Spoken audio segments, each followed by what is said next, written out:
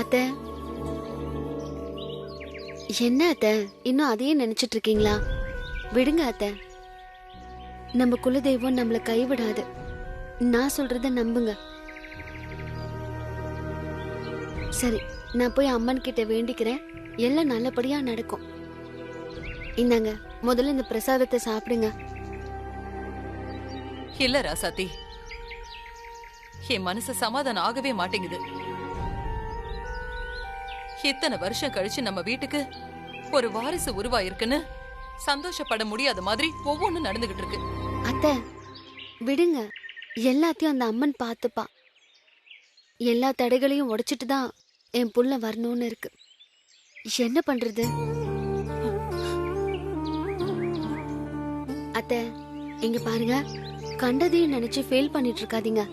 இந்தாங்க, சாப்பிடுங்க. அத்தை, இப்போ நீங்க சாப்பிட போறீங்களா இல்லையா? ப்ளீஸ் அத்தை.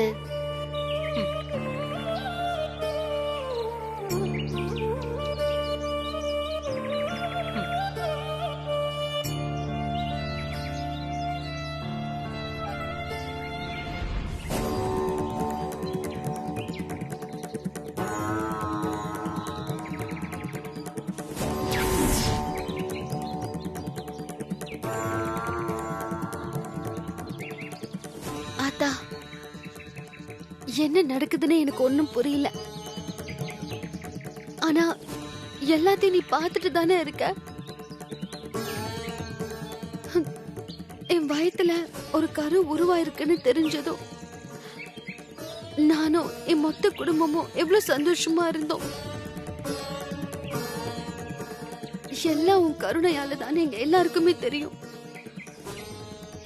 ஆனா அந்த ஜோசியக்காரர் என்னென்னமோ சொல்லியிருக்காரு. அதே மாதிரி இப்ப பொங்கல் வேற வடக்கு பக்கம் பொங்கி இருக்கு.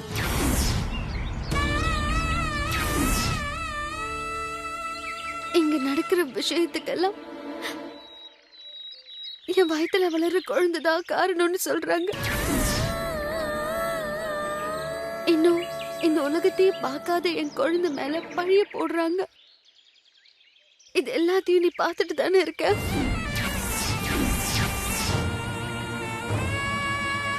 ஆனா நான் அப்படி நினைக்கல ஆத்தா. உன் சன்னதிக்கு வந்து உனக்கு பொங்கல் வச்சு படையல் போட்டிருக்கேன். உன்னை நம்பி நான் இங்க வந்திருக்கேன். என்னையும் என் குடும்பத்தையும் நீ கைவிட மாட்டேன்னு எனக்கு தெரியும். ஏன்னா எல்லாத்தையும் நீ பார்த்துட்டு தானே இருக்க.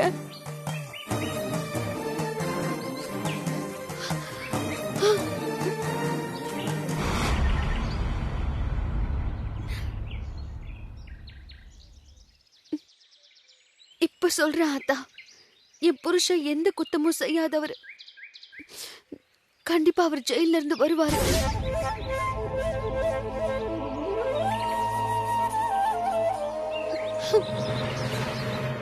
வந்ததுக்கு அப்புறம் நாங்க 2 பேரும் ஜோடியா வந்து உன்கிட்ட ஆசீர்வாதம் வாங்குவோம். இது கண்டிப்பா நடக்கும். ஏன்னா எல்லாத்தையும் நீ பார்த்துட்டு தானே இருக்க.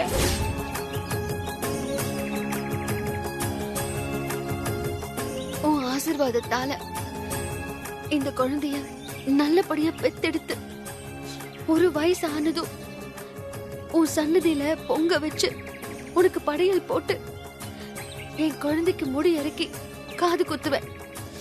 கண்டிப்பா இதுவும் நடக்கும். ஏன்னா நீ எல்லாத்தையும் பார்த்துட்டு தானே இருக்க.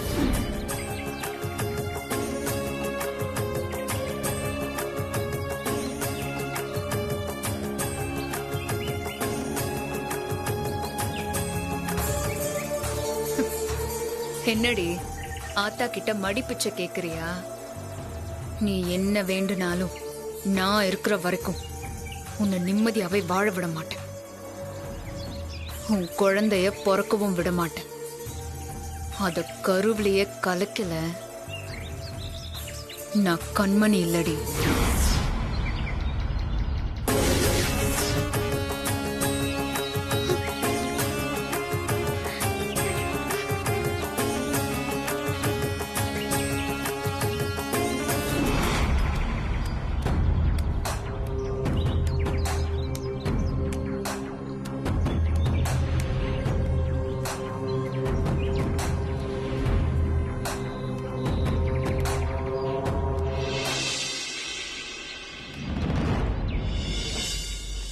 இந்த இடம் ரொம்ப அமைதியா நல்லா இருக்குல்ல? புனிதா, டவர் கிடைக்கலன்னு வீட்டுக்கே கூட்டிட்டு போயிருவ போல இருக்கே. பல வருஷம் கழிச்சு என் ஃப்ரெண்டு ஃபாரின்ல இருந்து பேசினா. டவர் கிடைக்காம கட் ஆயிடுச்சேன்னு நானே டென்ஷன்ல இருக்கேன். சரி வா, அப்படியே போவோம். வருதான்னு பாரு.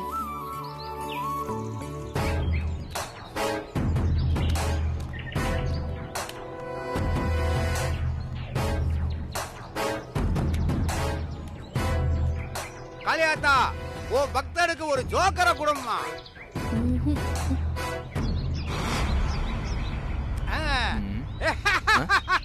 டேய், காளியாத்தா கண்ணை திறந்துட்டா. ஜோக்கரை பாத்தீங்களா? டிக்குடா, டேய் டிக்கு. பல்லு இழைச்சது போதும், டிக்க காட்டு. இந்த குரலை எங்கேயோ கேட்டிருக்கேனே. நான் இதுவரைக்கும் பார்த்த ஜோசியத்திலேயே இதுதாமா எனக்கு ரொம்ப சோதனையான நேரம்.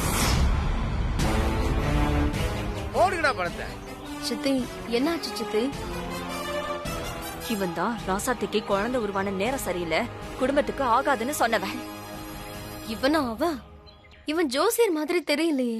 குடிச்சிட்டு சீட் ஆடிட்டு இருக்கான். ஆமா ஆமா புனிதா, கண்டிப்பா ஃப்ராடா தான் இருப்பான்.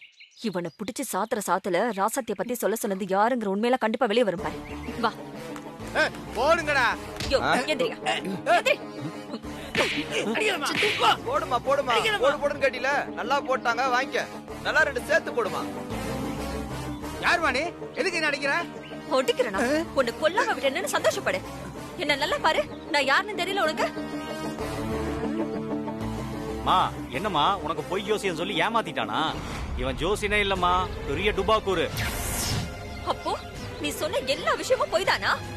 இருக்கு இன்னைக்கு உனக்கு. அம்மா, இவனை நல்லா சாத்துங்கம்மா. சரியான ஃப்ராட் பையன்மா இவன். இவனை நல்லா சாத்துங்கம்மா. ஏய் வாங்கடா போலாம். இவனையெல்லாம் ஏன் நல்லா போய் சொன்ன? சாத்தணும். ஏன் போய் சொன்ன? இவனெல்லாம் கையால் அடிச்சு எதுக்கு நம்ம கையை கெடுத்துக்கணும்? இருங்க, கட்டை ஏதாவது எடுத்துட்டு வரேன்.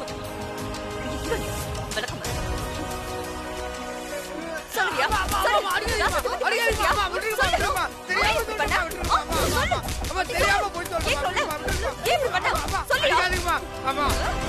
சரி, நான் இப்போ ஒரு முக்கியமான ஒரு ஃபங்க்ஷனுக்கு வந்திருக்கேன். நான் இங்க ஃபங்க்ஷனை முடிச்சிட்டு அப்புறமா வீட்டுக்கு வந்து ஃபோன் பண்றேன். சரி.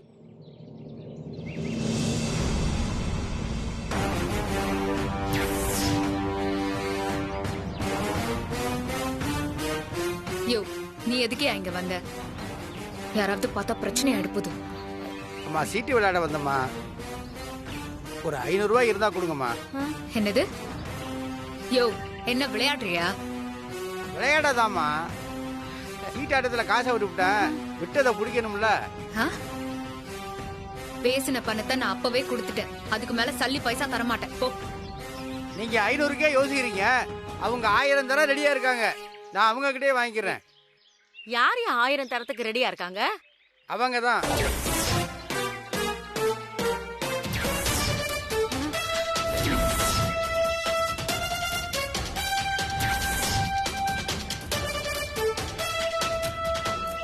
மாட்டி விட்டுட்டா. இன்னைக்கு மானம் போகுது.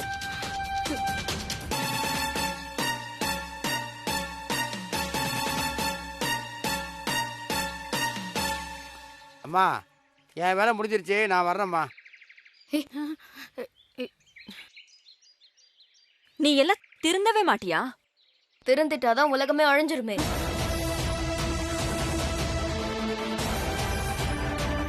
எவ்வளவு வன்மம் உனக்கு! வயித்துல இருக்கிற கருவை கலைக்க இப்படி இல்லாததும் பொல்லாததுமா கதையை கட்டி விட்டுருக்க. உன்னை எல்லாம். சித்தி, எதுக்கு இவங்களை நம்ம அடிச்சுக்கிட்டு? போய் அம்மா கிட்ட சொல்லுவோம். அவங்க செருப்பாலையும் அடிச்சு துரத்தி விடுவாங்கல்ல, அப்பவாவது புத்தி வருதான்னு பாக்கலாம். ஆமா புனிதா, நீ சொல்றதா சரி. உடனே போய் அக்கா கிட்ட சொல்லி முதல்ல இவ்வளவு அடிச்சு துரத்த சொல்லுவோம். வா போலாம். என்ன மன்னிச்சிருங்க அத்தை. விடு கால. என்ன மன்னிச்சிருங்க அத்தை. நான் தெரியாம அப்படி பண்ணிட்டேன். மன்னிக்கிறதா? மன்னிக்கிற தப்பியா நீ பண்ணிருக்க? நான் பண்ணது தப்புதான் அத்தை. எனக்கு குழந்தை இல்ல, ராசாத்தி மட்டும் உண்டாயிட்டாலேங்கிற பொறாமையில தான் அப்படி பண்ணிட்டேன். ஆமா சம்பந்தி, என் பொண்ணு புள்ள இல்லாத ஏக்கத்துல புத்தி மாறி பண்ணிட்டா. இவ்வளவு மன்னிச்சிடுங்க சம்பந்தி. சித்தி, இந்த அழுகையெல்லாம் நம்பாதீங்க. காரியம் ஆகணும்னா காலை பிடிப்பாங்க, காரியம் முடிஞ்சது காலை வாரி விடுவாங்க. தெய்வதாட்சியமே பார்க்க கூடாது. வாங்க சித்தி. விடு விடு சொல்றல. ப்ளீஸ் அத்தை, சொன்னா கேளுங்க சொன்னா கேளு. அத்தை. கால விடு. என்ன மன்னிச்சிருங்க அத்தை. கண்மணி, நான் தெரியாம பண்ணிட்டேன் அத்தை. புரியலையா? அத்தை சித்தி, ப்ளீஸ் நீங்க வாங்க. அத்தை. அத்தை, உங்க எல்லாரையும் அங்க தேடுறாங்க. நீங்க இங்க என்ன பண்ணிட்டு இருக்கீங்க? என்னாச்சு அத்தை? என்ன ஆகணும்? உன் குழந்தை கருவான நேரம் சரியில்லை, குடும்பத்துக்கு ஆகாதுன்னு ஜோசியர் சொன்னது எல்லாமே போய். எல்லாம் இவளோட ஏற்பாடுதான். காசு கொடுத்து அப்படி சொல்ல சொல்லிருக்கா.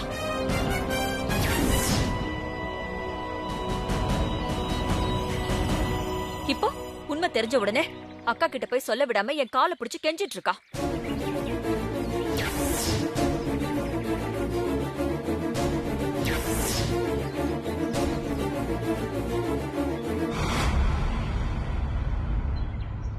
இத்தனை நாளா என்னதான் பகைய பாத்துட்டு இருந்த. இப்போ கருவுல இருக்கிற குழந்தைகிட்ட கூட உன் பகைய காட்டுறிய. என்ன ஜென்மண்டி நீலா? இல்ல ராசாத்தி, நான் பேசாத. இத்தனை நாள் என் மேல பழிய போட்டு என்ன அசிங்கப்படுத்திட்டு இருந்த.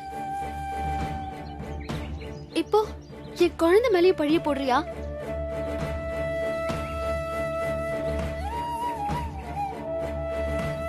இதோட நிறுத்திக்கோ. இன்னொரு தடவை என் குழந்தை மேல அபாண்டமா பழி போட்ட உன்னை பொலி போட்டுருவேன். ஜாக்கிரதை.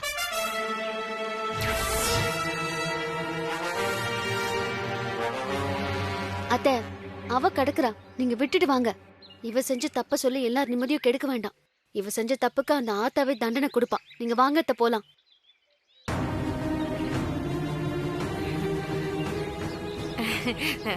ஏன் கண்மணி, மரகதன் கால்ல விழுந்துட்ட, மங்க கால்லயும் விழுந்துட்ட, இனி ராசத்தி கால்ல விழுறது மட்டும்தான் பாக்கி இல்ல. அம்மா, வாய் வச்சுக்கிட்டு சும்மா இருக்க மாட்டேன்.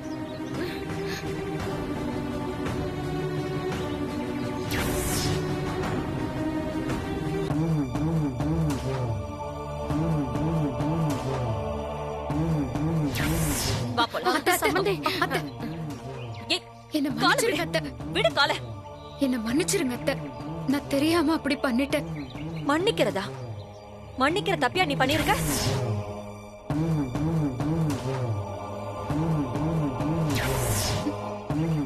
இன்னொரு தடவை என் குழந்தை மேல அபாண்டமா பழி போட்ட உன்னை பொலி போட்டுருவேன். ஜாக்கிரதை.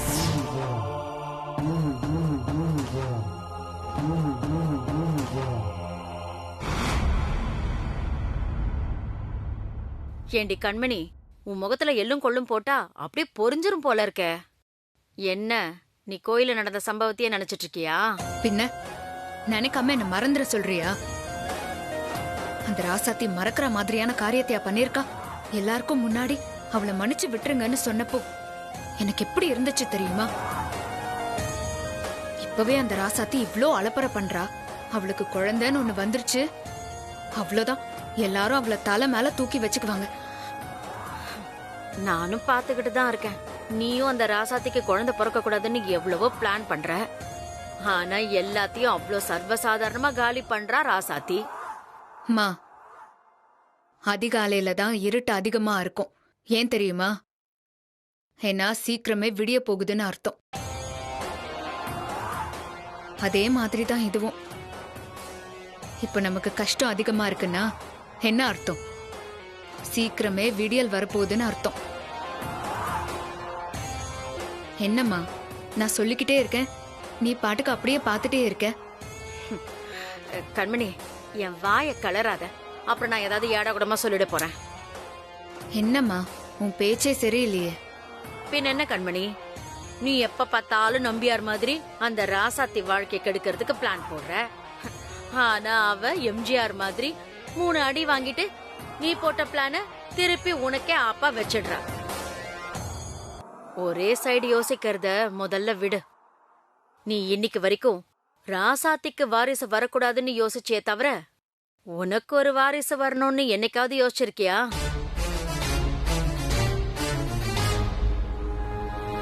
என்னம்மா சொல்ற? நீ இந்த வீட்டுக்கு மூத்த மருமக.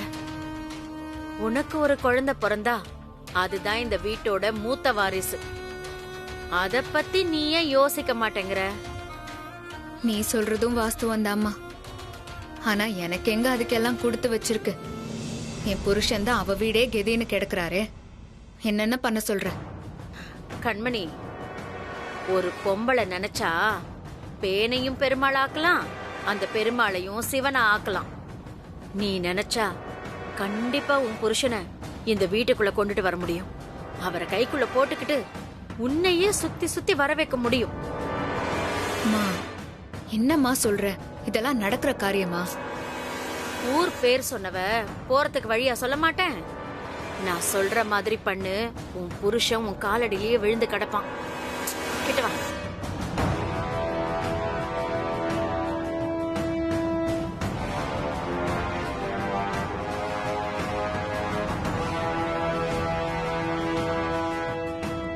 மா பரவாயில்லையே, சும்மா சொல்லக்கூடாது. பூவோட சேர்ந்து நாரும் மனக்கோன்னு சொல்லுவாங்க. என் கூட சேர்ந்து சேர்ந்து நீயும் புத்திசாலித்தனமா யோசிக்க ஆரம்பிச்சிட்ட. கண்மணி, இது வரைக்கும் நீ போட்ட பிளான் எல்லாம் நடக்காம போயிடுச்சு. இப்போ அம்மா சொல்ற மாதிரி செய், கண்டிப்பா நடக்கும். ராசாத்தி, நான் 8 அடி பாஞ்சா நீ 16 அடி பாயறியா? இப்போ நான் அடிக்கிற அடியில நீ ஜென்மத்துக்கும் எந்திரிக்க கூடாது.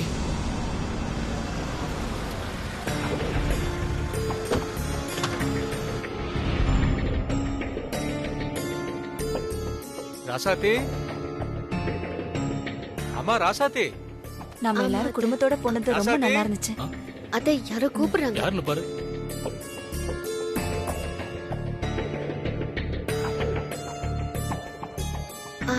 ஐயா நீங்க?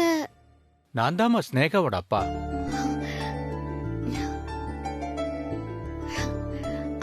ஐயா உள்ள வாங்க. வாங்கய்யா. வரம்மா. வாங்க.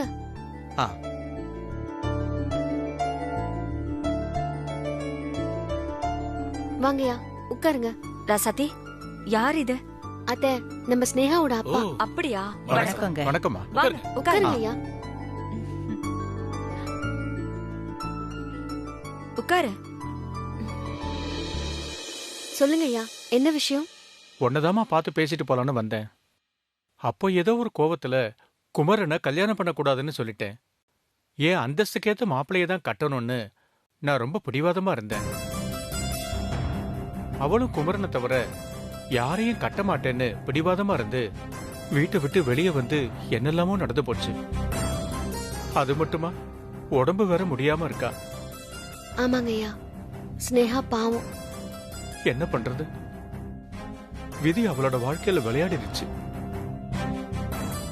விடுங்க, நடந்தது நடந்து போச்சு. என் பொண்ணு பேத்தியும் இந்த ஊர்ல தான் இருக்காங்க. அவங்களுக்கு நீதான் ஆதரவா இருக்கேன்னு கேள்விப்பட்டேன். அது மட்டும் இல்லம்மா, என் பொண்ணு உசுரை காப்பாத்த நீ ரொம்ப போராடுறன்னு சொன்னாங்க. ஆமாங்க ஐயா, ரோஜாக்காகவாவது ஸ்னேகா நல்லா இருக்கணும்ல. ரொம்ப நல்லதுமா. இந்த காலத்துல இப்படி ஒரு நல்ல குணம் உனக்கு இருக்கிறது ரொம்ப ஆச்சரியமா இருக்குமா. இப்போ குமரனும் கூட இருந்து கவனிச்சுக்கிறாரமே. ஆமா, எங்க குமர மாமா இப்ப ஸ்னேகா வீட்டுல தான் இருக்காரு. மனசு கேட்காம இடையில போய் என் பொண்ண பார்த்தேன். என்ன வீட்டுக்குள்ளேயே விடல. என் வாழ்க்கை இப்படி திக்கில்லாம இருக்குன்னா அதுக்கு நீதான் காரணம்னு என் பேத்தி முகத்தை கூட காட்டாம விரட்டி விட்டுட்டாமா.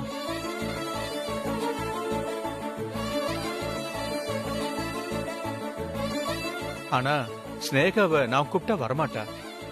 நீதாமா பேசி என் கூட அனுப்பி வைக்கணும். ராசாத்தி, நீதாமா அவகிட்ட பேசி என் கூட வர வைக்கணும்.